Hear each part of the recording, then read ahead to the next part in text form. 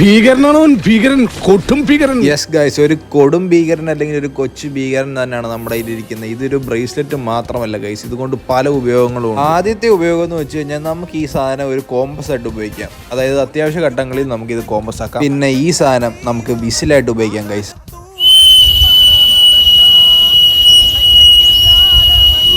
ലല്ലു തന്ന വിസിലില്ലായിരുന്നെങ്കിൽ. So guys, അങ്ങനെ ഒരു സിറ്റുവേഷനിൽ നമുക്കത് വിസിലടിക്കാൻ വേണ്ടി ഉപയോഗിക്കാം.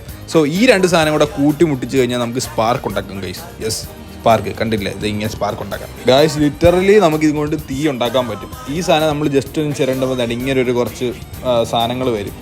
എന്തോ സംഭവം എന്ന് എനിക്കറിയത്തില്ല. അതിട്ട് ഇങ്ങനെ വരച്ച് കഴിയുമ്പോൾ നടക്കണ്ട. ഇപ്പം ഞാൻ തീ ഉണ്ടാക്കി കണ്ടോ, ഇതാ പരിപാടി. സോ നമുക്കൊരു സർവൈവൽ സിറ്റുവേഷനിലൊക്കെ വരുവാണെങ്കിൽ തീ ഉണ്ടാക്കാൻ അടിപൊളി സാധനമായിരിക്കും. അപ്പോൾ ഫ്രണ്ട്സ്, നിങ്ങൾക്ക് ഇത് മേടിക്കാൻ താല്പര്യമുണ്ടെങ്കിൽ ജസ്റ്റ് എൻ്റെ യൂട്യൂബ് ഒന്ന് സബ് ചെയ്തിട്ട് എൻ്റെ ബയോയിൽ കാണുന്ന ലിങ്കിൽ ക്ലിക്ക് ചെയ്താൽ മതി. നിങ്ങൾക്ക് ലിങ്ക് കിട്ടുന്നതായിരിക്കും.